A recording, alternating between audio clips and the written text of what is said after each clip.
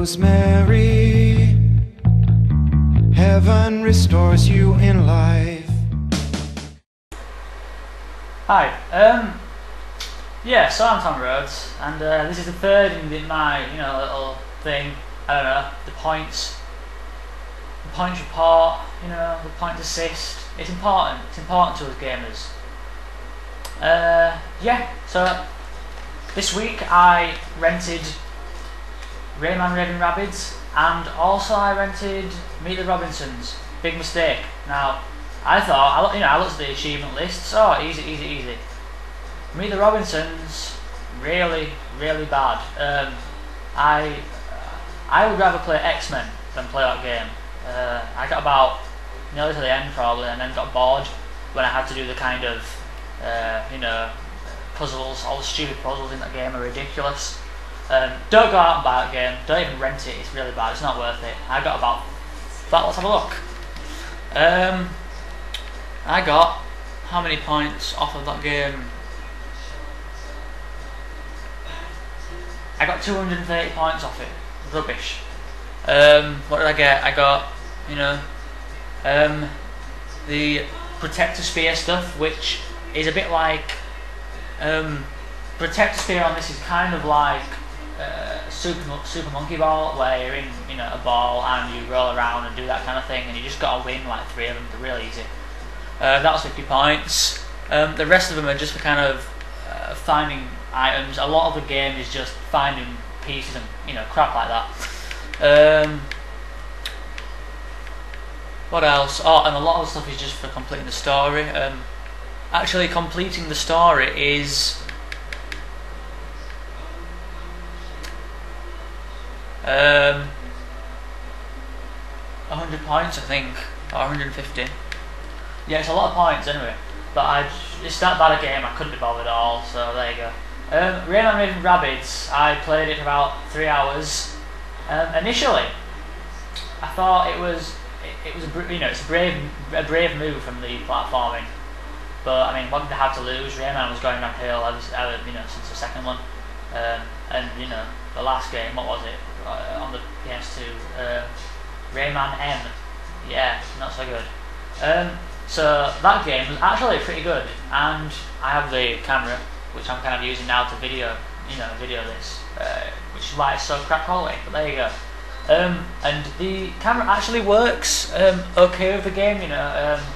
My arm hurt afterwards, but it was quite fun, and I was playing it with a friend, and he was a non-gamer, and he was actually getting involved, and he enjoyed it, and yeah, he liked it. So it's a good move, I think, using the camera sometimes in games. It was just ridiculous, really. You look like a retard, to be honest. But there you go. It was a fun game. I only got 250 points off of it because it gets boring. It's just basically repeating the same puzzles. You go out in this arena and there's 4 puzzles, and then you do them, and then there's like a boss puzzle. Yeah, you heard me. And that's it. And then, you go back in, and you see this window, and you're like, oh yeah, I'm a bit closer to this window, and I'll be able to escape this place soon, whatever. And then you go back out, and you do another 4 puzzles, and it just repeats like that for about 10 goes, and I got bored. So yeah, 250 points.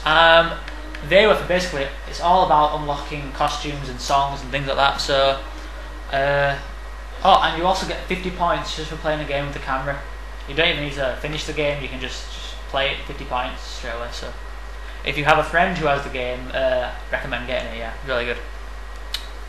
So besides those 2 games, I actually did a special on Shadowrun, which comes out in 2 days now, the 1st over here in England.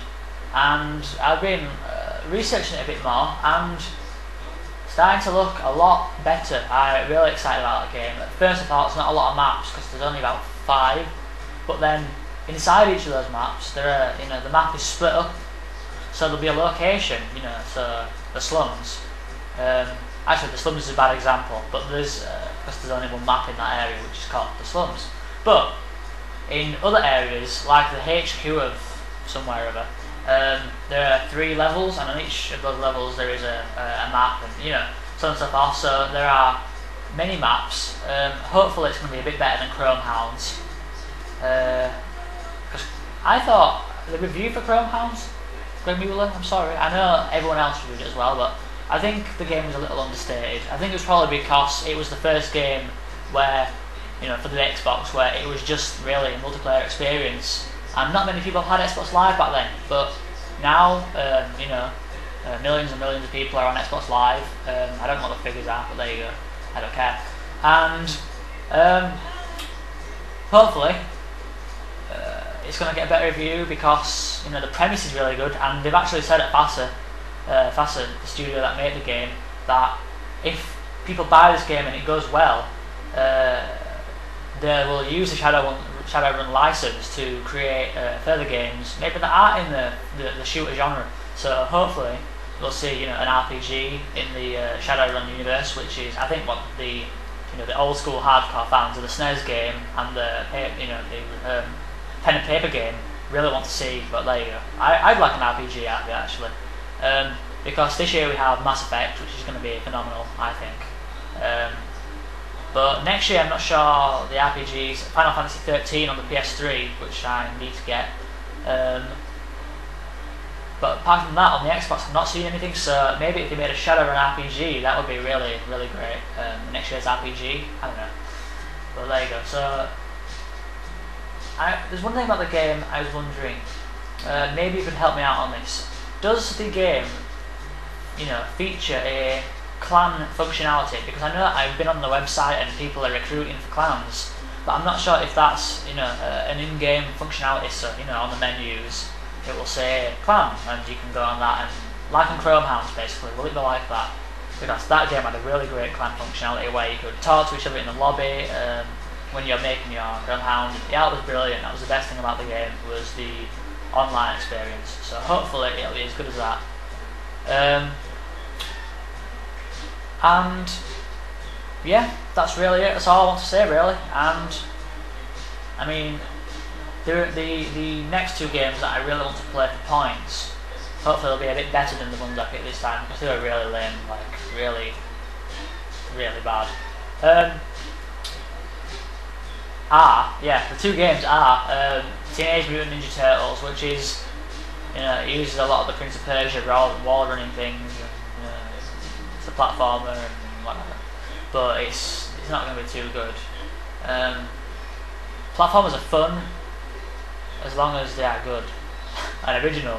That's what makes them good. This game not so good, but there you go. I'll play it anyway just for the points, because anyone who's played it has got 1,000 off of it, so it must be easy. The other game I want to play is